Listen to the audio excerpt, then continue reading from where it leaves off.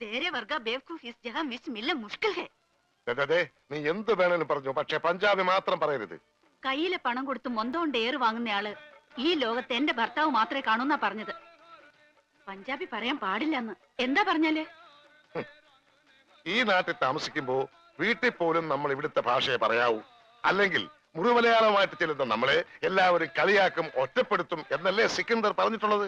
ഓ, എന്തു പറഞ്ഞാലും സിക്കന്ദർ സിക്കന്ദർ. ഇത്രയ്ക്ക് പേടിക്കാൻ നിങ്ങളുടെ ജ്യേഷ്ഠനൊന്നും അല്ലല്ലോ. ജ്യേഷ്ഠന്റെ പുത്രനല്ലേ? ആ, ജ്യേഷ്ഠപുത്രൻ തന്നെ. പക്ഷെ ഞാൻ അവനെ എന്റെ ജ്യേഷ്ഠന്റെ സ്ഥാനത്താ കാണുന്നത്. അവൻ പറയുന്നതാണ് ഈ വീട്ടിലെ നിയമം. നീയും അതനുസരിച്ചാ മതി.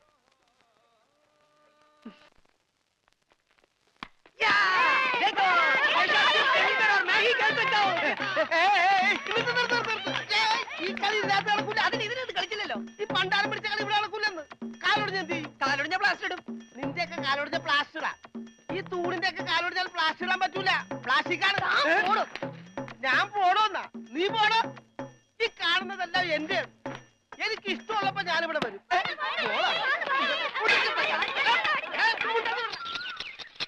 അയ്യോ അയ്യോ അയ്യോ, പുല്ല് വെട്ടാൻ പറഞ്ഞു. ഇവിടെയാണോ പുല്ല്?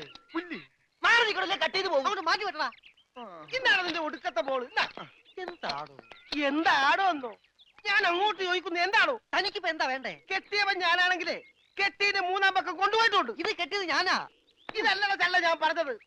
ഞാൻ കെട്ടിയത് എന്താണെന്ന് നിനക്കറിയാം. നിനക്ക് മാത്രമല്ല ഇവിടെ ഉള്ള എല്ലാവർക്കും അറിയാം. എന്താടാ ലോറൻസേ? എന്താടാ എന്നാ? ലോറൻസ് എന്നാ? ഞാൻ കെട്ടിയവനാണെങ്കിലേ മൂന്നാം. കെട്ടിയവനാ? അതെ. അപ്പൊ കെട്ടിയോളാരാ? ഇയാള് എന്നെ കെട്ടിയ ആള്.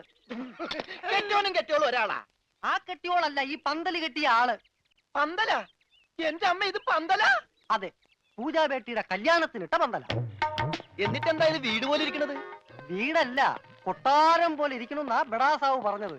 എന്നാ കല്യാണം? സമയമൊക്കെ കഴിഞ്ഞു, അത് നടന്നില്ല. കല്യാണം നടക്കേണ്ട ദിവസം തന്നെ അത് മുടങ്ങി. കല്യാണത്തിന്റെ അന്ന് തന്നെ കല്യാണം മുടങ്ങാന്ന് പറഞ്ഞ കഷ്ടം തന്നെ. അന്നുണ്ടാക്കിയ ബിരിയാണിയൊക്കെ എന്ത് ചെയ്തു ആവോ? ഈ പന്തൽ വെച്ച് അവളുടെ കല്യാണം മുടങ്ങിയെങ്കിൽ ഇതേ പന്തലിൽ വെച്ച് തന്നെ അവളുടെ കല്യാണം നടത്തുമെന്ന് സിക്കന്ദർ ഈ പന്തലിൽ വെച്ച് ശപഥം ചെയ്തതാ. എന്നോട് ചോദിക്കാതെ എന്റെ പന്തലിന്റെ തലയത്തോട്ട് സത്യം ചെയ്യാൻ ആര് പറഞ്ഞു? നിന്നോട് ചോദിച്ചിട്ടാണോ ഞങ്ങൾ ശപഥം ചെയ്തത്? നീ ഭാരിച്ച കാര്യമൊന്നും അന്വേഷിക്കണ്ട. വാടക കൃത്യമായിട്ട് തരുന്നല്ലേ? എന്റെ പൊന്നു വായി, എന്നെ കുഴപ്പിക്കരുത്. 2-3 കല്യാണം, പള്ളിപ്പെരുന്നാൾ, ധ്യാനം ഒക്കെ ഏറ്റതാണ്. ഇത് അഴിച്ചിട്ട് വേണം എനിക്ക് അവിടെ കൊണ്ടുപോയി പന്തല് കെട്ടാൻ. ഇത് അഴിക്കാൻ വന്നാൽ നിന്റെ കൈ ഞാൻ വെട്ടും. പോടാ. പോടാന്നാ?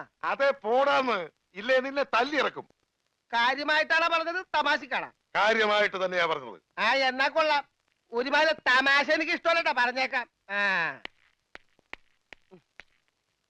പിന്നെ ആ പെങ്കൊച്ചിന്റെ കല്യാണം ഒരിക്കലും നടന്നില്ലെങ്കിൽ ഈ പന്തല് കല്യാണത്തിന് സ്മാരകമാണെന്ന് മാത്രം പറഞ്ഞേക്കരുത്.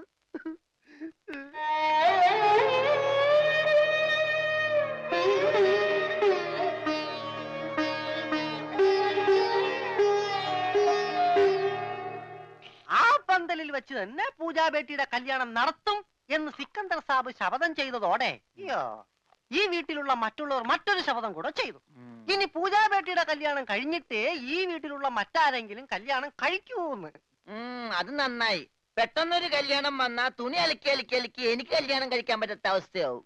പക്ഷെ പെട്ടെന്നൊരു കല്യാണം നടക്കും എന്റെ. എടോ, കല്യാണം കഴിക്കണമെങ്കിൽ മിനിമം താലി കെട്ടാനുള്ള ആരോഗ്യമെങ്കിലും വേണം. മിനിമം ഒരു പെണ്ണിനെയൊക്കെ താലി കെട്ടാനുള്ള ആരോഗ്യം ഈ ശരീരത്തിനുണ്ടോ? ഇല്ലെങ്കിൽ അവൾ എന്നെ പ്രേമിക്കോ? ദൈവമേ, ഈ ശരീരത്തിനോടും പ്രേമോ? അതേടാ, മേരാ പ്യാരി സോനാരെ. സോനാര് അതാര് എന്ന് പറഞ്ഞ തങ്കമേ.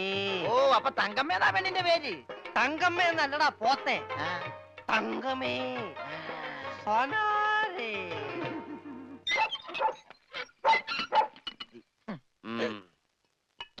വേഗം ഒഴിക്കടാ. ഒഴിക്കല്ലേ, ധൃതി പിടിക്കല്ലേ.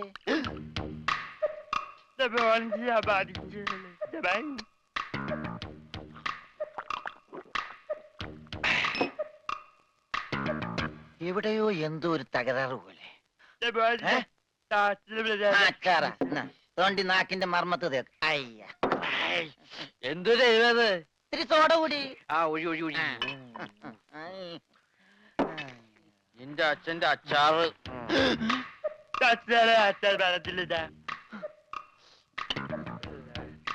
ആ മിലിറ്ററിയാണ്.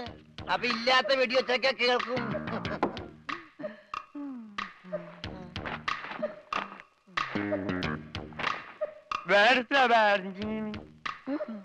എന്നാ പിന്നെ കിടന്നുറങ്ങിക്കൂടാ.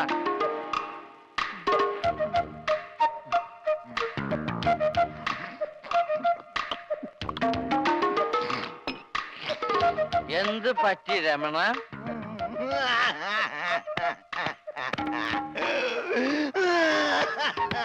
അയ്യോ പാവം. പോട്ടെ പോട്ടെ. അങ്ങനെ അവന്റെ മെയിൻ സ്വിച്ചും പോയി. എന്തിനാ ഇവിടെ ഒരു ബഹളം? ഒച്ച വെക്കണ പാട്ടി. വാ, നമുക്ക് സംസാരിക്കാം. എനിക്ക് സംസാരിക്കാൻ ഇവിടെ ആരുമില്ലാതായി. ആരുമില്ലാടാ ഇവിടെ എനിക്ക് സംസാരിക്കാൻ.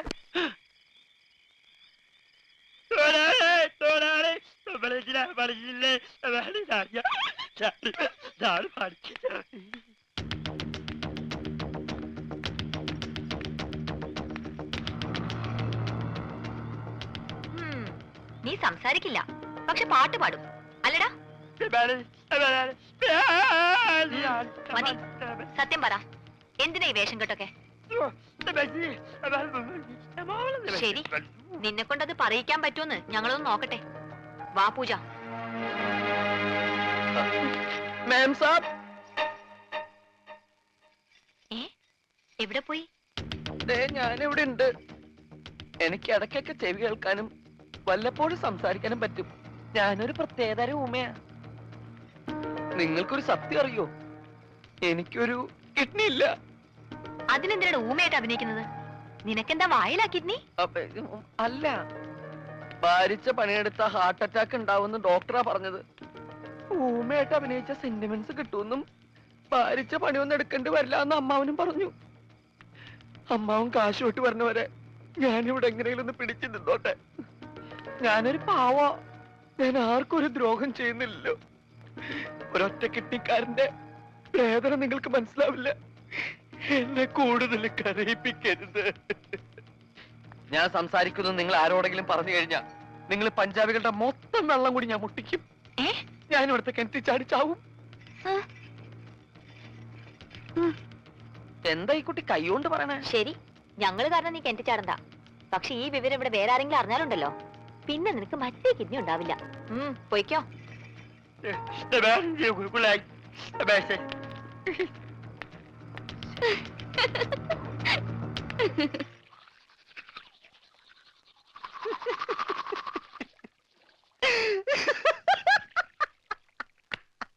ഞാനെന്തല്ലോ സ്വപ്നം കണ്ടടാ. നമ്മള് മൂന്നിലൂടെ വെള്ളം അടിച്ചോണ്ടിരുന്നപ്പോ ഈ പൊട്ട സംസാരിച്ചതായിട്ട്. മിണ്ടാതിരിടാ പട്ടി എന്നല്ലേ അവൻ പറഞ്ഞത്? എന്റെ സ്വപ്നത്തിലെ ഡയലോഗ് നീ എങ്ങനെ കേട്ട്? സ്വപ്നത്തിന് ഞാനും ഉണ്ടായിരുന്നല്ലേ പറഞ്ഞത്? അപ്പൊ ഞാൻ കേൾക്കാതിരിക്കോ? കേൾക്കാതിരിക്കാൻ ഞാൻ എന്താ പൊട്ടനാ? അതായത് ഉത്തമ. മനസ്സിലായി മനസ്സിലായി മനസ്സിലായി.